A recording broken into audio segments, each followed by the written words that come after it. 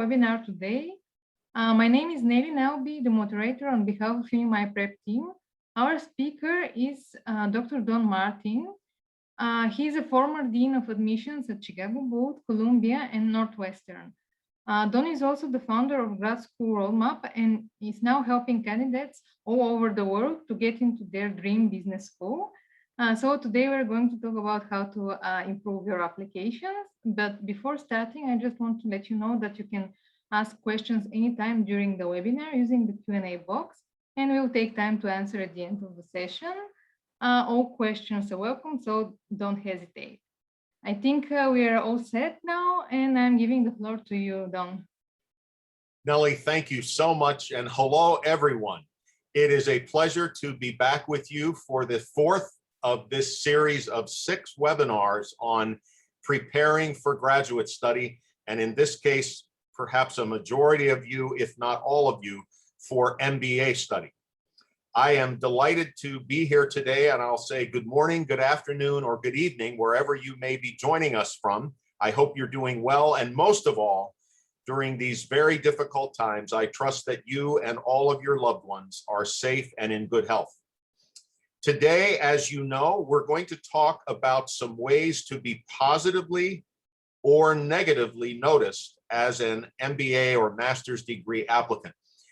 You do get noticed, believe it or not, you really do.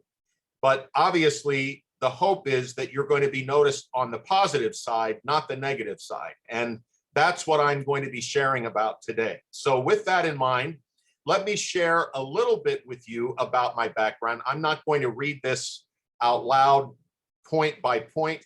Nelly already mentioned that I was Dean of Admissions at Chicago Booth for many years. During that time alone, I personally evaluated and made final application decisions on over 80,000 full-time MBA applications. So, and then if you add my time at Columbia and my time at Northwestern and Wheaton, I was a Dean of Admissions for almost 28 years. And during that time, evaluated over 125,000 applications. So this is something I've done my entire career, and it's something I've loved doing, and I love talking about. So I will not be at a loss for words today in this webinar. But that said, I love questions. Nelly has graciously agreed to serve as the facilitator when I finish speaking this morning, this afternoon, or this evening. And she will take any questions you have that you would like to ask me. And I hope you will do this. I love questions. There are no bad questions. There are no dumb questions. If you want to know it, chances are someone else does. And even if not, if it's important to you, please fill out the question in the chat box here on this platform. And Nelly will step in toward the end and ask me those questions, and we'll do our best to answer as many as we can in this 1 hour total time that we have together. Now, let me tell you a little bit about Grad School Road Map, just a snippet. I started Grad School Road Map in 2008, primarily to serve as a resource for applicants, alumni, enrollment management staff. Our team consists largely exclusively of former deans or directors of graduate admissions. This is something that was very important to me, and we do lots of things, including, as Nelly mentioned, we coach applicants. We've had a very successful experience doing that over the past years, and it's just been an incredible journey. I'm starting my 14th year this year. Already have a wonderful group of clients lined up for some coaching, some speaking engagements, such as this one. It's been an absolute pleasure to be with Grad School Road Map all these years. Now, let's talk about today's agenda. Obviously, I'm going to talk about 7 ways to be positively noticed, 7 ways to be negatively noticed as an applicant. I'm going to spend literally 30 seconds telling you about my book toward the end, and then we're going to take your questions. But the first and biggest part of this presentation for me is point number 1 on this slide. Over the 42 years that I have now been working in this field of graduate enrollment and student services, there is a continued mistake that many MBA or master's applicants continue to make year after year after year after year. If you have joined me for previous webinars, you know where we're going with this. So I could probably ask you to turn your microphone on and you could do it for me. But this is too important that I believe I cover this in every webinar I give.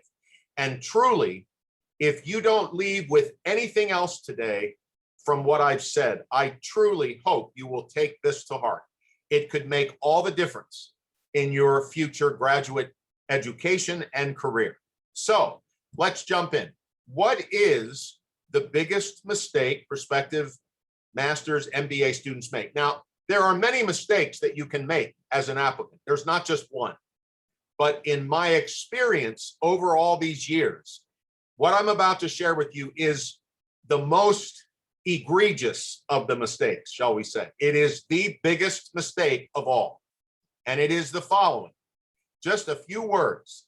Not doing adequate research before you apply. Now, some of you may already be preparing applications for first round MBA deadlines, which come in September, in October. They're coming pretty soon here. We're already in August. So I don't want to unnerve you. I don't want to upset you, but I have to say that this is still the truth. This is that many applicants start out with a short list of MBA programs they're going to consider. That's all they ever look at. And I think that's a dangerous move. I think based on my experience, it has proven to be a very bad decision for many applicants. Now, how do you avoid making this biggest mistake that applicants make? Well, here are a couple of tips for you. In my opinion, you should spread the net wide at the beginning. I believe that to really find the best program for yourself, you need to find a program that is a match for everything you're looking for. But most of all, where you believe you're going to be welcomed, appreciated, included, helped, supported, and really feel a member of that community. If you have that assurance, then I believe you're in for one of the most phenomenal graduate experiences of your life. My 2 graduate degrees were truly 2 of the best experiences of my life. My 2-year master's program in communications, my PhD program in higher ed administration. Do I want to do another graduate degree? No, but I absolutely loved both of those programs. I really did. Why? I believe in part it was because I did not choose them, hear me please, based on their ranking or based on somebody else's opinion of them. I listened to that. I didn't discard that, but that's not what helped me make my final decision. I'm sure there were people who would have suggested that when I go to my PhD program, I choose a different institution that was more highly ranked. Northwestern is a very good institution. They are highly ranked, but there were schools of education, which was the program I was in, that were ranked higher than Northwestern. That didn't matter to me. What mattered to me was the courses, the curriculum, the faculty, and most of all, did I feel that they wanted me there? This was something where they were dedicated most of all to my successful student experience, not their research, not expanding their facilities, not raising more money, not all of that, which is important, but to me is not the chief important issue for anyone going to graduate school. It is, do they want you there, and are they going to treat you well? Are they going to give you a phenomenal student experience? That's what you're looking for. And I don't believe the best way to do that is to only start with 5 options. I think you should start with 20 or 25. Second point here, create a spreadsheet. List all of your options on that spreadsheet, all 20 or 25. And then what are the things that are most important to you about your graduate school experience? And I hope it won't just be rankings and word of mouth. That's so dangerous if it is. What should be on that list is, What type of courses are offered? What is the program like? What are there reviews of the faculty? Are there student reviews of the program? Have I spoken with current students? Have I spoken with recent graduates? Have I visited the campus at least virtually if I couldn't visit in person? Have I attended admissions events? Have I reached out to the admissions office? All of these things should be on your list, in my opinion. The most important of them, outreach to current students and recent graduates. If you have not done this for the schools you're applying to, in my opinion, you're making a mistake. So you need to really do some due diligence here. Many of my coaching clients who have done this have started out with a particular rank order, and when they finish their spreadsheet and they've done their homework and they've really taken a look at all of these things, they've completely reordered their priority list. And some of the schools they thought they were going to apply to, they didn't even apply to. In my book, in the first chapter, all on the research, I list 26 areas, 26 that you should be comparing at a minimum before you narrow it down to the schools you're going to apply to. So again, spread the net wide, create a spreadsheet, do some homework, do some genuine comparison shopping, and please remember, your perception about the programs you're thinking about is where you end up after you've done all this research, not before. And what you might be looking for may not match what someone else is looking for. That's okay. There's no right or wrong here. This is about your education, your time, your energy, your resources, your finances. You want to make the most of this, and you can do that if you will take the time to do some good research. So please, as I said, if you don't take anything else away from this webinar today, I truly hope you will take this away. Okay, now quickly, what are 7 ways to be positively noticed as an applicant? We're not going to spend a lot of time on each of these, but we're going to go through all 7 of them.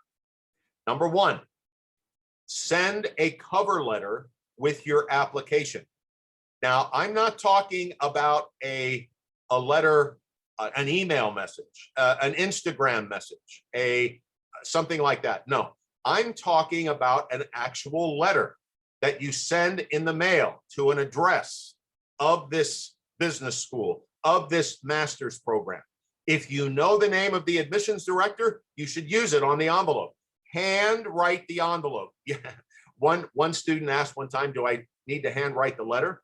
No, we don't need to have you hand write the letter, but you should certainly hand write the envelope. And included in that letter should be some introductory information from you. Hello, my name is Don Martin. I'm applying to your MBA program in the first round. I'm very excited. Something like that in your opening paragraph. Your second paragraph should let them know that you did your research. You did your homework. You could say, I spent considerable time researching my options, and I decided to apply to your program because, and now listen here, please give them some very specific reasons about why you chose to apply that are not part of any other graduate program or MBA program, which means what? Oftentimes, applicants will talk about a wonderful alumni network, wonderful faculty, wonderful students. Every graduate program has that. That doesn't tell us anything. What does speak is, I've spoken with 4 of your current students, and here's what they told me. I visited your campus virtually. I participated in an admissions event. I've been in touch with this faculty member. I've talked with students that are involved in this particular foreign study program. That you can't say that about any other business school, any other master's program. That is very impressive. So tell them why. And in that final paragraph, reiterate that you really hope to be admitted, and that if they would like to contact you, there's any questions they may have, to reach out, and be sure to give them a phone number. A phone number. Don't give them an email address. When I was at Chicago booth, I didn't have time to go through all of the email messages I was receiving. I had to have help from my administrative assistant and a few other of my trusted staff members to get through all of them. But a letter, giving a phone number, I many times picked up the phone and called applicants. So be sure to do that. Give them a phone number and send this letter just before or just after you have submitted your application. Does this automatically guarantee admission? No, but it will definitely guarantee that you're going to be noticed a little bit more, and positively so. Number two, choose your recommenders wisely. What most recommend, this is something you may or may not know. Most letters of recommendation are not worth any time reading. They don't do anything for you because recommenders don't do what they're supposed to do. First of all, a good recommender is someone who knows you long enough and well enough to write a good letter. And then there's some strategies for doing that. This is critical, and many applicants miss it. And when the more applications are coming into a particular program, the more competitive the selection process is, the more this comes into play. There's a whole lot about this in the second chapter of my book, on the section on completing your applications and the subsection on recommenders. I hope you'll take a look. Number three, you can be somewhat creative, for instance, with your essays or the way that you organize your resume. You can be a little creative, but you don't want to go too far or be outlandish or come across as silly. What's an example of that? Well, a couple times, for instance, one applicant sent me a mirror in the mail, and underneath the mirror, it said, "Here's hoping you'll be looking at me and I'll be looking at you in the fall." That was creative, but a little bit over the top, in my opinion. Another person sent us red roses on Valentine's Day. I'm not kidding. We got a half a dozen red roses, and it said something like, the Chicago Booth School was made for me, I was made for you, let's get together, or something like that. Now, again, kind of creative, but now if they'd have sent me a dozen red roses, I'd have admitted them with a scholarship. No, I'm totally teasing. That's just a little bit over the top. But if you want to be a little creative with some things, the way in which you present your essays or the way in which you present yourself in your resume, I often help my coaching clients to do that. Absolutely, there's nothing wrong with that, but just be careful that you don't take it too far and hurt yourself. Tip number 4, as I mentioned already, in that cover letter and in an essay, if you're asked, make sure that what you tell them about why you are applying to that school, that program, is very specific. And the more examples, now you don't want to go over the top and have 20 examples, but the more, if you have a lot of them, you've spoken with faculty, students, alumni, you've attended events, you've read through all the website, and you've demonstrate that you know this program. You have really done your homework and dug beneath the surface. That is going to make a difference because many applicants don't. So that will help you again we're talking about being realistically, genuinely, positively noticed. These are things you can do to make that happen. Point number 5, keep your cool no matter what happens. Oh my word, this is so important. What do I mean? Well, just as any other human being, admissions professionals are human, and sometimes they make a mistake. What do I mean? Well, even though you submit all of your information to them online now, there's no paper going through the mail like it used to be. But even though you're doing that, on the other end of the mail process, they most likely are still going to download that information, print it out, put it in an application file with your name on it, and start circulating it to be evaluated. And in the process of doing that, maybe, just maybe, one of your letters of recommendation accidentally gets filed in the person that's next to you in the alphabet. And so you get an email message from the admissions office saying, John, Sally, Jean, whatever, we don't have one of your letters of recommendation. And you know that your recommender sent it, or we don't have your test scores, or we don't have your transcript. Applicants freak out when this happens. They get all upset. They call me, start yelling at the admissions office, or they send very inappropriate email messages or responses. Is this going to be exciting for you to hear this? Let's say it's your first choice institution and this happened. Of course not. That's frustrating. I agree. But the worst thing to do is to panic or to start pointing fingers, blaming someone. The best thing to do is to be positive and say, what do you say? Thank you for telling me. Thank you so much for letting me know this. And what do I do? If they don't give you directions, what do I do? And make sure you respond as quickly as you can. And once you have, tell them. Just wanted you to know I've secured another copy of my transcript. It's on the way, or my test scores or whatever. I've checked on this and just wanted you to know you're my first choice. That is received very well, as opposed to, what's wrong with you people? I sent that weeks ago. Here's my confirmation number. You should do a better job. Maybe you feel that way, and maybe it's true. But how do you think you're going to come across if that's how you respond? You certainly will not come across positively. And in some cases, graduate school admissions offices have a process internally, confidential, where they will make a note if somebody treats them badly, if somebody misbehaves, if somebody acts immaturely, inappropriately. They're going to record that.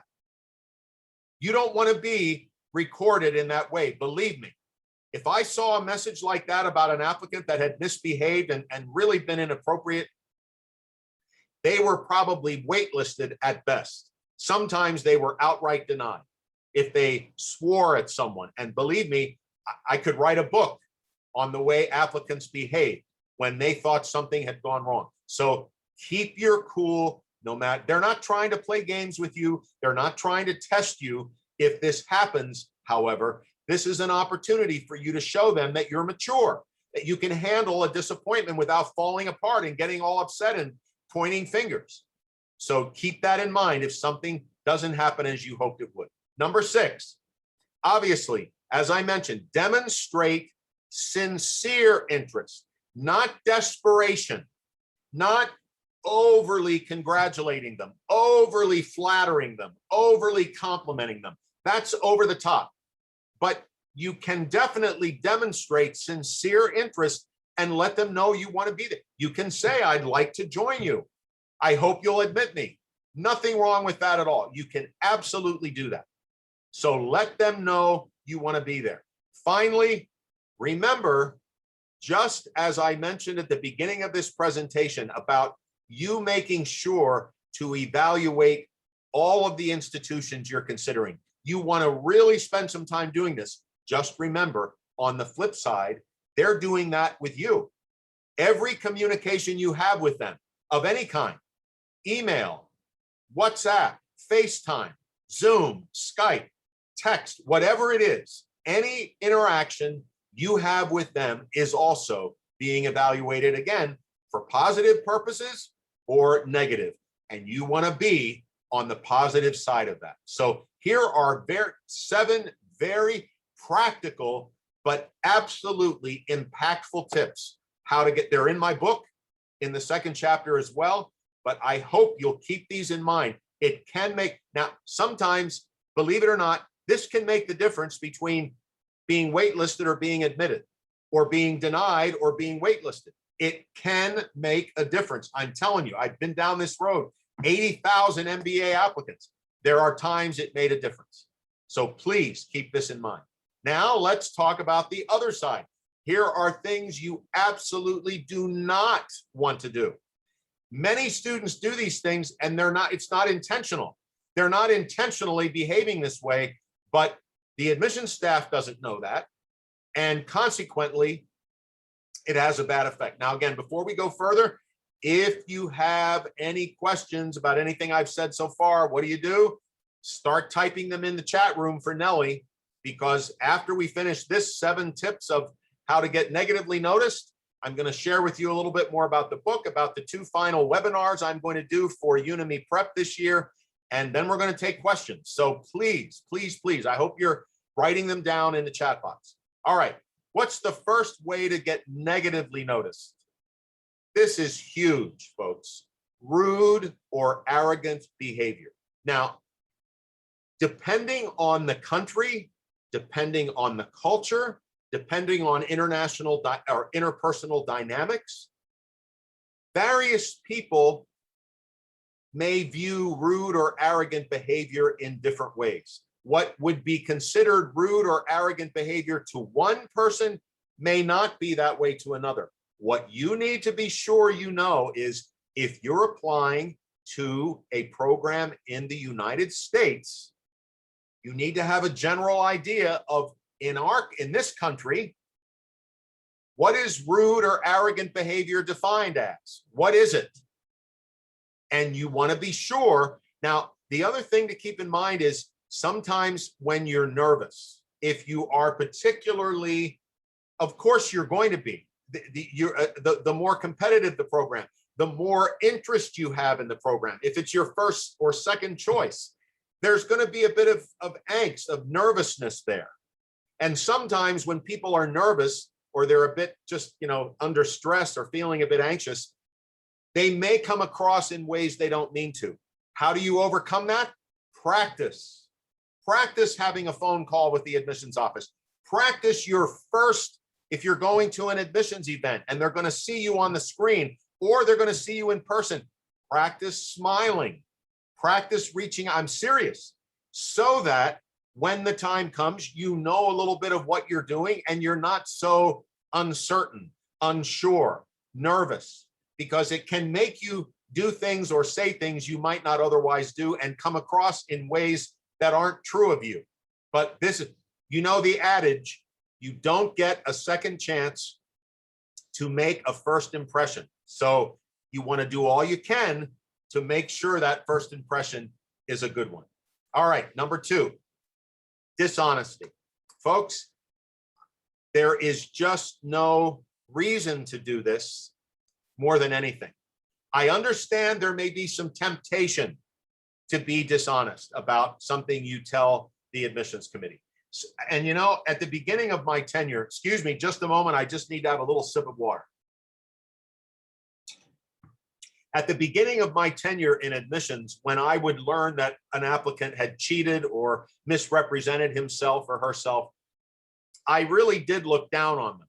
And I feel badly to say that. I don't anymore, but I did in the beginning until I thought about this a little bit more. And it became apparent to me that these students, some of them may have wanted to study in this program all their life or for many, many years.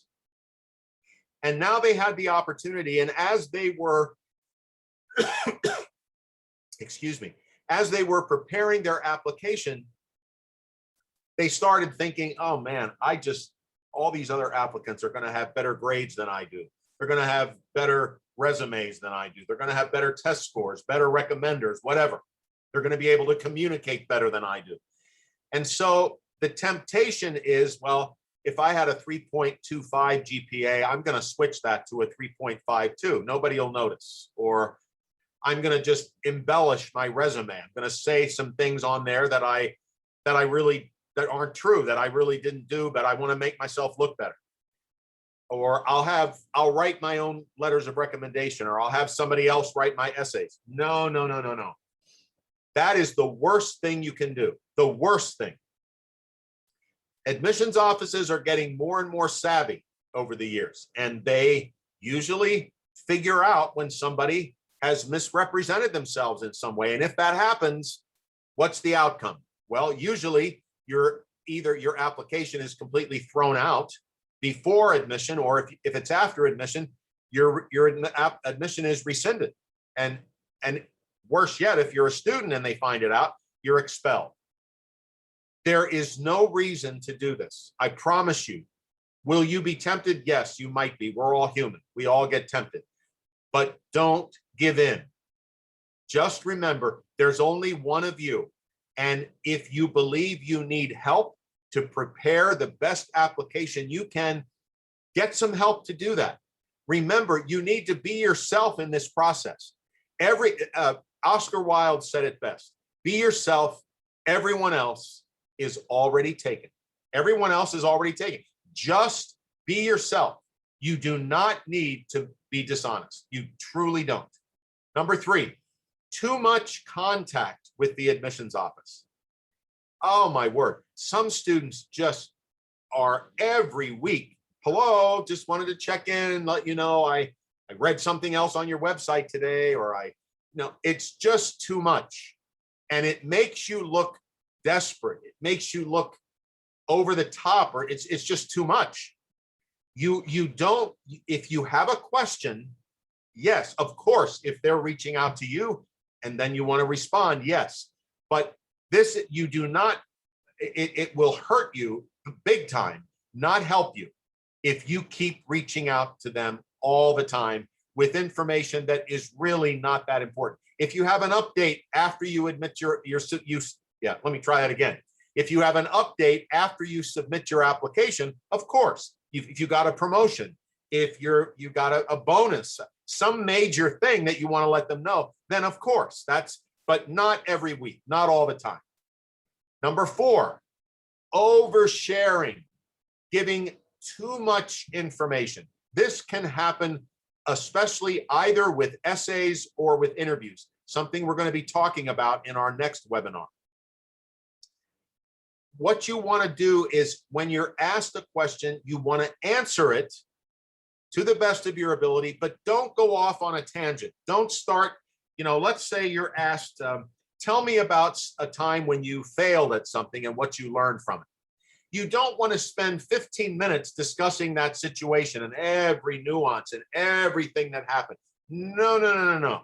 You want to be succinct, describe the situation. If you're going to focus on anything in a question like that, it's what did you learn from it, not spending 15 minutes discussing the situation. And remember, the longer you take to answer questions in an interview, now with essays, you're going to have a word limit, but there's a time limit in interviews. The longer you take to answer questions in an interview, the less time that interviewer has to ask you questions.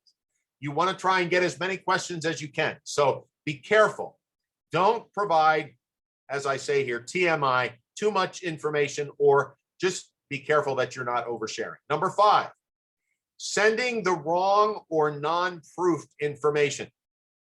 Sometimes in the haste with which applicants are operating to get their applications in, they will accidentally send the first draft of their essay, which has all kinds of changes, grammatical errors, typos. That's the essay that goes to the admissions committee. Now, we might suspect what happened, but we don't know for sure. And we don't have time to call you and say, are you sure you sent us the right essay? We don't have time to do that. So we make an assessment. Clearly, this person either is a very poor writer or they don't check their work. Either one is not good.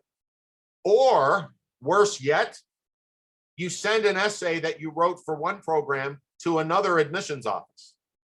So let's say I'm reading for Chicago Booth and I get an essay and it says, here are 7 reasons why I would like to attend the Kellogg School of Management. Well, Kellogg School of Management is wonderful. I got my PhD at Northwestern. I love Northwestern, but I'm working at Chicago Booth, or I was at that time. If someone tells me they want to attend another school and they sent their application to my school, you know what my response is?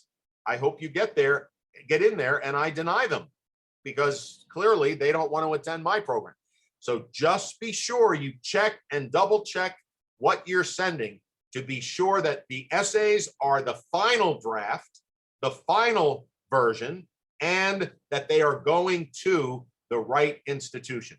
This makes a huge difference, I promise. Number 6, oh my gosh, asking questions you can answer for yourself. Oh my word, I could write another book. Please do not ask questions that you already can answer without having to ask the admissions office or the institution. What are the two worst questions you can ever ask an admissions person? Well, two of the worst questions you can ever ask. First, what are your application deadlines? Unless you can say, I have checked every website page on your website, I cannot find them. That's one thing.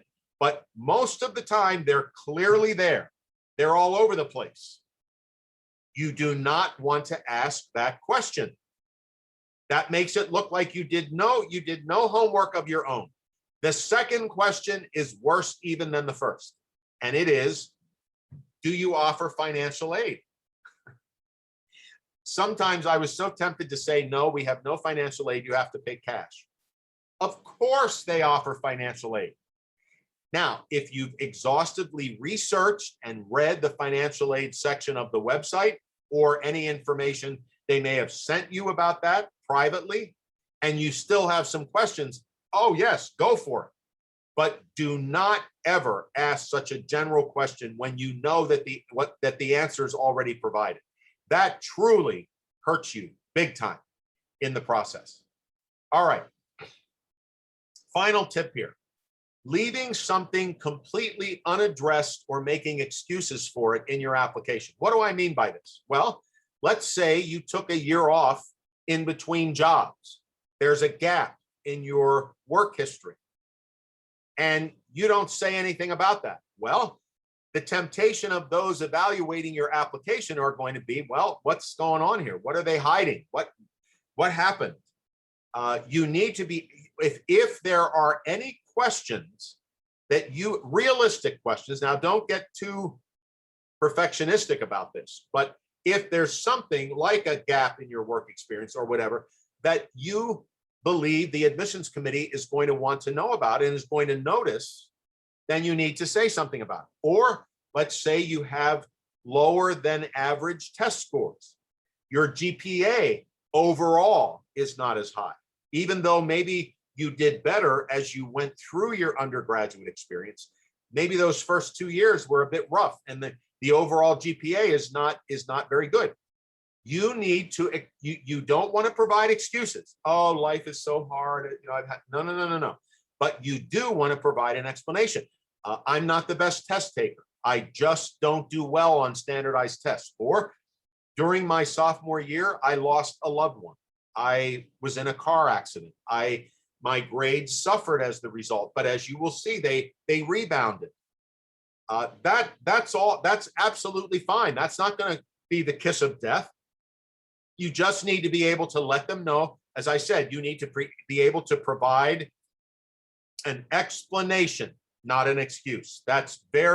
Don't leave something unaddressed. Don't leave it for the admissions committee to try to figure out what this means, what was going on. All right, so we've now come to the end of the second part of this presentation, or really the third part. The first part was the biggest mistake you can make as a prospective graduate student. I hope you remember what that is. The second, 7 ways to be positively noticed as an applicant. And now we just finished telling you how to be negatively noticed, which of course you do not want to have happen to yourself. Now, before we move on to take your questions, again, if you have any, I think we have a couple questions coming into the chat room. That's good. I hope there are more coming. Please take this time to write them down. I wanted you to know I do have a book out there about this whole process. 105 pages, that's all it is, divided into 4 chapters. The first chapter, all about the research process, how to avoid making that mistake of not doing good research. The second chapter, all about the application process, everything you ever wanted to know. Third, how to succeed once you're in graduate school. I've never seen a book out there that talks about this. 15 tips for how to make your graduate school experience the best that it can be. And lastly, there are 4 groups of students who have asked me questions over the years. 1, inquirers. 2nd, applicants. third, admitted students, and fourth, current students. Those four groups. The fourth chapter is a top 10 list of questions from each one of those groups. The top 10 questions from inquirers, the top 10 questions from applicants, and so forth, and my responses to those questions. If this is of interest for you, you can go onto the website. I'll give you that address shortly. Go to the book page, click the order button, and you can use the promo code GSRM, which stands for Grad School Road Map. You'll get a 50% discount on the book.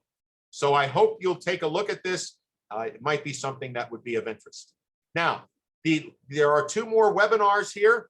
One webinar on the critical importance of essays and interviews, a very, very specific, focused presentation on how some things you really need to know as you work on your essays and prepare for interviews. And secondly, in December, we're going to talk about, okay, now you've submitted your applications. What happens if you don't get admitted, but rather you get waitlisted or denied?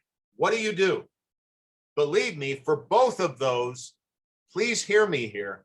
It is not the end of the world by any means. It is not over.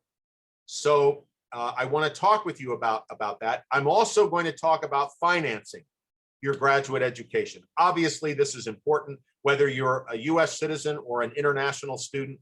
I can share some tips, some resources for you about that.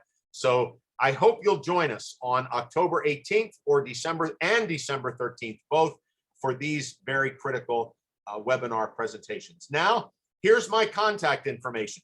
My email address right here, dmartin@gradschoolroadmap.com, and my website down below, gradschoolroadmap.com, if you want to reach out to me. I do offer coaching, graduate school coaching, one-on-one with clients. It's been very successful. My MBA clients have been admitted to over 40 business schools, many of them with scholarships. It's been a 97% acceptance rate. If you're interested in a free consultation, you can complete the contact form on the website, or you can send me an email, whatever would work best. Okay, we have come to the conclusion of the spoken comments for this webinar. I think we have at least a couple questions so far, Nellie, and maybe there'll be others that will want to type theirs in. I hope they will. But before we do this, thank you for joining me. It has been a pleasure to have you here. And Nellie, I want to thank you and your team again for making this opportunity available to me. It's a pleasure working with you. For our listeners, I'm sure you're already finding out what a tremendous resource Udemy Prep is. They didn't ask me to say this, but in the years that I've worked with students, this is one of the best out there. Take advantage, please, of all the resources they offer. Get on their website, get on their list so they can contact you and keep you posted of all the wonderful events that they offer. Okay, with that, I'm going to step back, Nellie, and turn the microphone back over to you. Thank you very much, Don, for the kind words and for this really useful presentation. Indeed, we have 3 questions so far, and now is the time if anyone else wants to join and ask a question. All right. But yeah, let's start with the first one. It's quite an interesting question. So there's this person saying, I'm afraid that my personality is more on the serious side and I may came across as boring. Do you have any tip how to present myself as a more easygoing and make a better impression as an applicant? That is a very excellent question. Whoever asked, I'm so glad you did.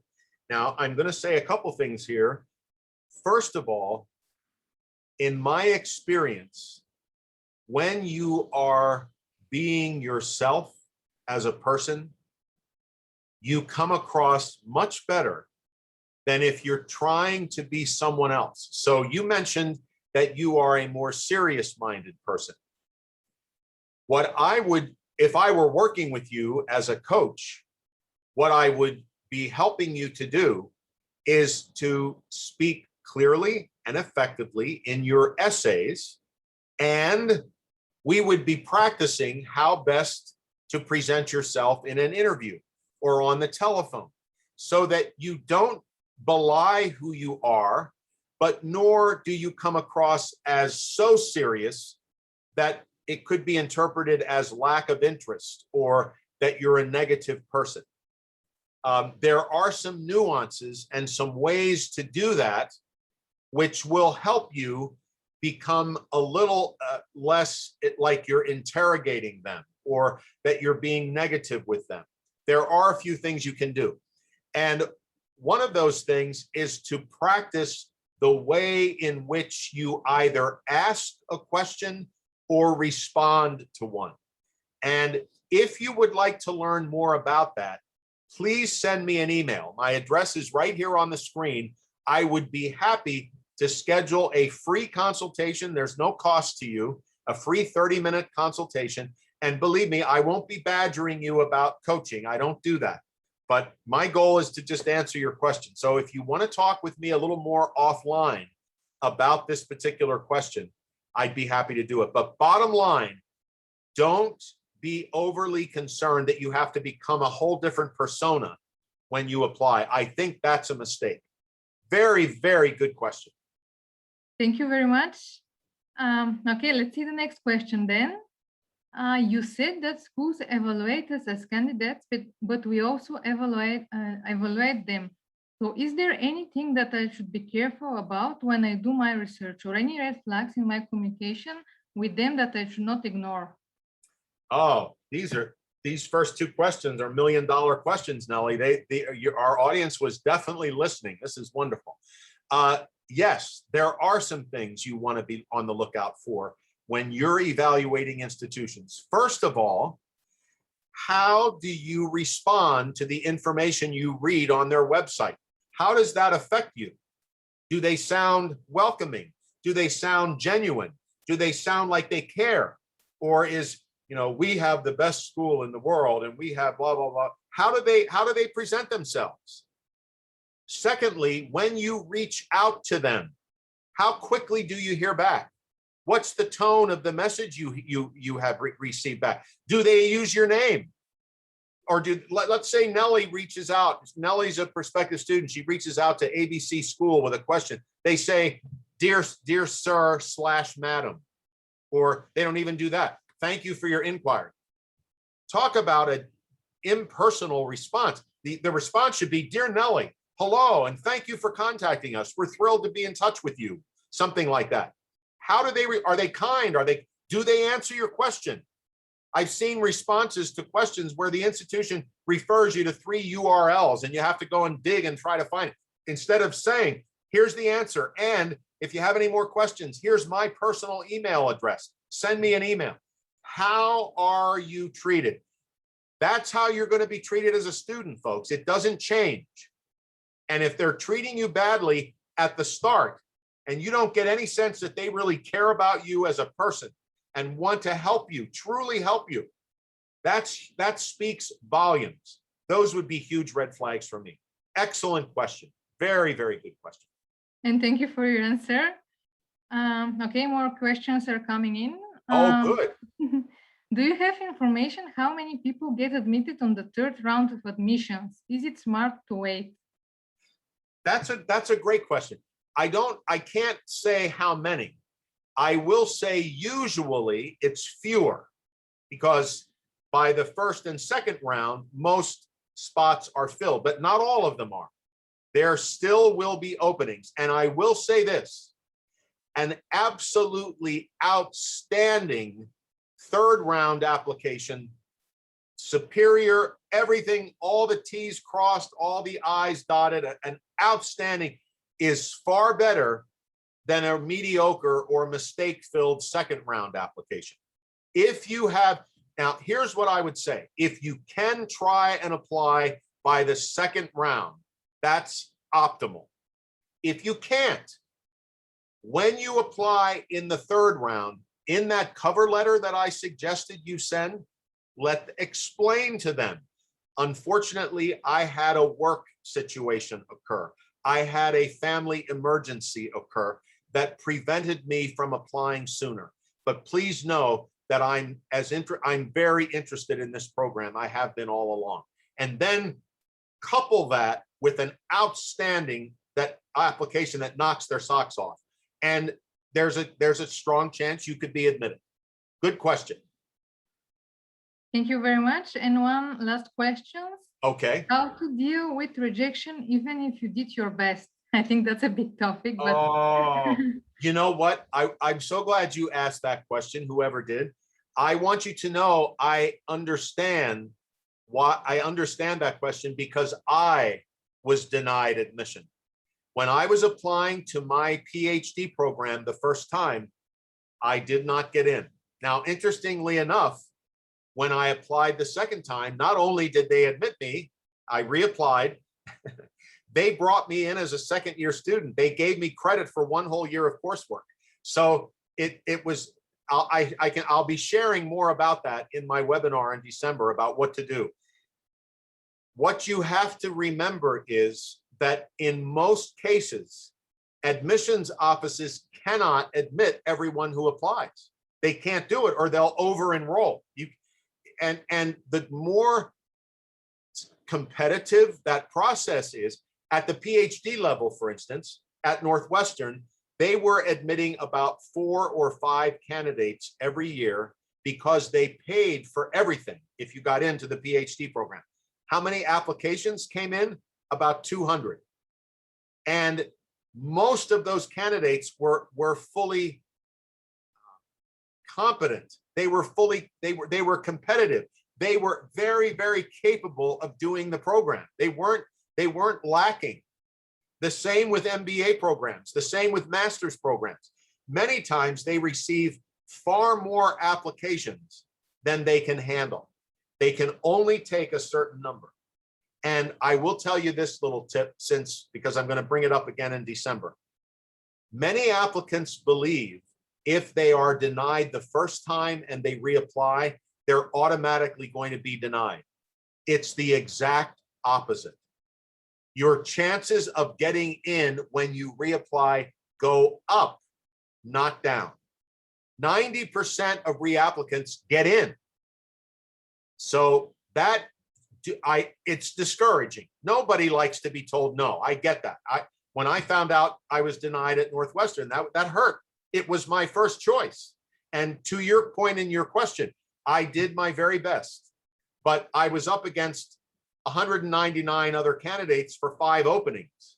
So it did happen that the next year I was able to get in. I was accepted. So I was competitive, not just for that year. So don't make the assumption that you had a bad application or that you're an inferior candidate. It's just that in that particular instance, if they were bringing in 400 MBA students and they had 1,000 applications, that was a very tough. I've been in that when I worked at Chicago Booth. That was the situation I was in. We could bring in about 485 to 500 students. We had 4,000 applications. And many of them were from very qualified candidates. They were not bad candidates. So you have to kind of suck it up at first. It hurts, but don't assume that all hope is lost. Thank you very much for these wonderful tips. We don't have